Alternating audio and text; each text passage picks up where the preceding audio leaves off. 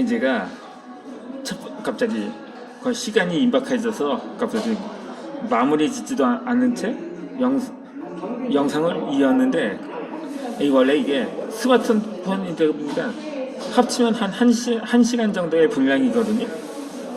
어쩌다 보니 그냥 넘어가고 이어서 그냥 하는 사례도 간혹 있기 때문에 이 점에 대해서는 양해해 주셨으면 합니다. 아무튼 간에 이 사람의 인생은 나름대로 살아왔다고 잘 살아왔다고 하지만 무언가 후회되는 삶이 있다는 거죠. 그렇게 이 인생의 패러다임을 그렇게 다시 보면 이렇게 사람이 직장을 좋은 대학을 다니고 그렇게 직장을 구해서 이제 요즘은 뭐 결혼을 좀처럼 하지 않아서 저출산 문제가 사회 문제가 되는데 그래도 인생에 그래도 결혼하는 사람은 하는 거죠. 그러다 보니까 요즘 유튜브 영상 중에서 퀴즈 채널들이 인기가 많은 것을 보면 아마도 경제적인 문제라든가 사회 제도의 변화를 많이 추구하는 것으로 느껴지고 있는 것입니다. 그러면 이 아이가 생기면 더 큰 집으로 이사를 하게 됩니다. 그러다 보니 요즘은 뭐 하루 그러니까 결혼을 한다고 해도 한두 명 정도만 아예 낳지 않고 그 아이 생각이 없다고 말하는 신혼부부도 적지 않더라고요. 그렇다고 그게 엿장수 마음대로 되는 것도 아니라 사실 당초 계획을 초월을 해서 아이가 좀 한 서너 명 정도 생겼다고 가정을 하다 보면 그만큼의 분량의 경제력이 필요할 수도 있겠죠. 그리고 집 평수라든가 그렇게 해서 그만큼 더 열심히 하는 것을 목표로 하게 되는 것입니다. 뿐만이 아니라 아이들을 위해서 학자금과 그 학원비 같은 사교육비 이 지출도 만만치가 않은 거죠. 물론 수입이 많은 사람들이야 크게 걱정을 하지 않습니다만 대부분의 사람들은 거의 뭐 하루 벌어 하루 먹고 사는 정도로 빠듯한 삶을 살아가는 사람들인 거죠. 그러다 보니까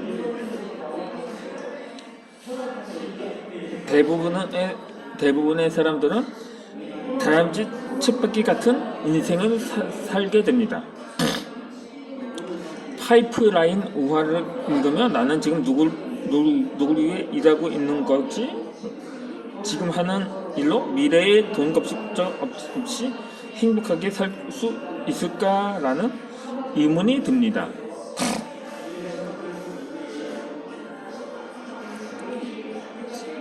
내 경우는 학교를 자퇴하면서 다양한 직업을 전전을 하기도 하고 그렇게 항상 오히려 서점이나 도서관을 직장 삼아서 다니곤 했었죠. 그러다 만화를 그리는 학원도 등록을 했는데 그 여의치가 않았거든요. 그렇게 그냥 구성작가로 전향이라고까지 할 수 없죠. 근데 제가 만화를 그려서 딱 한 번 어떤 신문사에서 채택이 된 적이 있습니다. 제가 만평이 하나 있었는데 그나마 그것도 학원장님께서 부분적으로 도와주신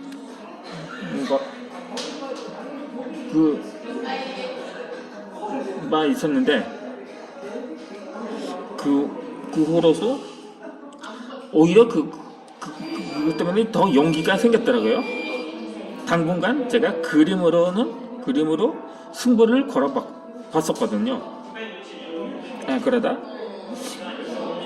내가 정말 할 수 있는 것, 물론 하고 싶은 것도 이런 제목이 있었거든요. 이은배 작가의 최고다 내 인생의 부제목에는 하고 싶은 일보단 할 수 있는 일을 하라는 제목이 있었는데, 그런데 이 속담에 이런 말도 있죠. 못 올라간 나무는 쳐다보지도 마라 누구 하는데, 그래도 어느 정도는 올라갈 수는 있다고 말입니다.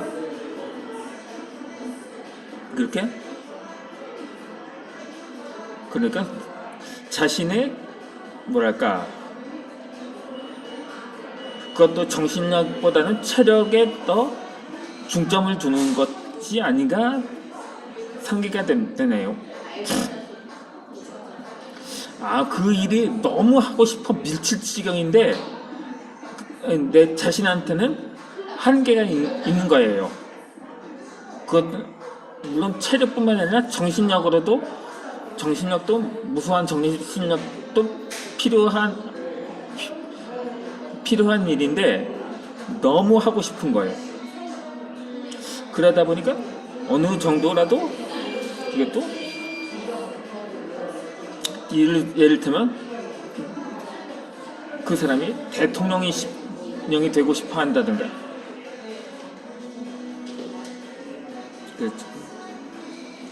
그렇게 한편으로는 그것을 허황된 꿈이라고도 하는데 누가 알겠습니까? 전혀 뜻밖의 인물이 대통령으로 당선된다는 경우도 종종 있었거든요. 흔히 대통령 하면은 하다못해 이 국무총리라도 돼야 하는 것이 아닌가? 그 국무총리가 대통령 된 사람은 별로 없으니까 국회의원이라도 해봐야 되는 것 아니냐? 이런 생각이 이렇게 말을 하기도 합니다. 제 아버지의 그 일가 중에서 당시 한민당 국회의원을 지낸 분이 계셨거든요. 그러니까 자유당의 전신이죠. 한 재헌은 아니고 한 2대쯤 되었을 거예요. 그때 얼마 되지 않아 전쟁이 일어나서 그 후에는 완전히 연락이 두절된 상태라고 하더라고요. 물론 그것도 그 시대도 잘 만나야 한다고 말도 하는데, 그것도 한편으로 운명론이라고 볼 수는 있는 거죠. 그렇지만 아무리 시대를 잘 만난다고 해도 자신이 무언가 실천으로 행동하지 않으면 아니함만 못한 거죠. 이 좌우지간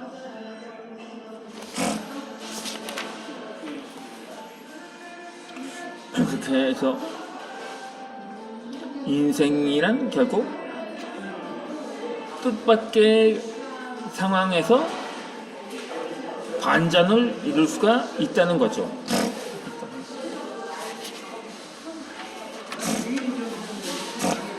그게 시대가 천지개벽을 해서 했기에 가능한 것도 아니라 누군가가 혁명을 일으켜서 그것이 반전이 되는 것도 아니지만 최소한의 그 사람이 다짐을 한다면 결심을 그 꿈을 향해서 한 걸음씩 나아갈 수는 있다는 거죠.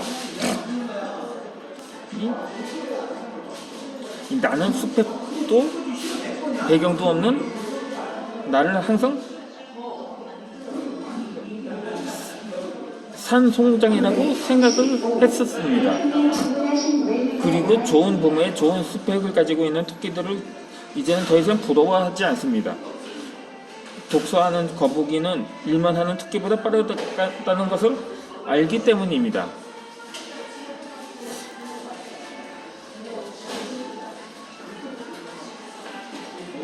인생을 올바른 자세로 바라보고 주어진 기회를 살린다면 지금까지 꿈도 꾸지 못했던 엄청난 힘을 발휘하게 됩니다.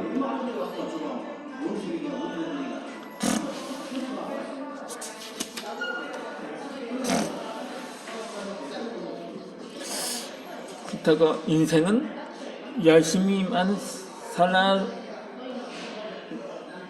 산다고 되는 것도 아니고 그렇다고 안 해서도 안 되는 거죠. 그러니까 아침부터 저녁까지 놀아보자, 밤새도록 놀아보자. 그래 그거 좋겠다고 표현을 할 수가 있는데, 사람들이 이것도 개미와 배짱이를 예화를 들어도 배짱도 좋아. 말 그대로 배짱이 좋은데 개미는 또 일만 하거든요. 일만 하다 보면 한편으로는 개미의 장점은 부지런하다는 데 있고, 배짱이는 그냥 먹고 놀기만 하는 게으름뱅이로 판단이 될 수 있습니다만, 그 이름대로 배짱은 좋다고 말할 수도 있는 거죠. 아무쪼록 우리는 삶의 의미를 완전히 새로운 방식으로 바꿔야 합니다. 이렇게 책을 읽으면서 깨달은 것은 삶에서 무엇을 기대하는 것이 아니라 삶이 우리에게 무엇을 기대하고 있는지 알아야 하는 것입니다. 나는 40이 넘어서 내 삶에 질문을 던졌습니다. 열심히 살았는데 왜 삶에 변화가 없는 걸까? 그럼 내가 무엇을 해야 나의 존재감이 뚜렷해질까? 이 같은 내 삶에 질문을 던지고 싶었거든요. 내 삶의 의미를 찾고 싶을 때가 바로 독서를 할 때였습니다. 그러니까 아주 초등학교 때부터 교과서뿐만 아니라 동화책이든 만화책이든 위인전이든 교과서 외의 책들을 즐겨 읽었던 거죠. 그렇게 마음 세계와 외부 세계를 연결해 주는 책이 있었던 것이었죠. 이제 이어지는 설명은 이어서 다시 올려드리도록 하겠습니다.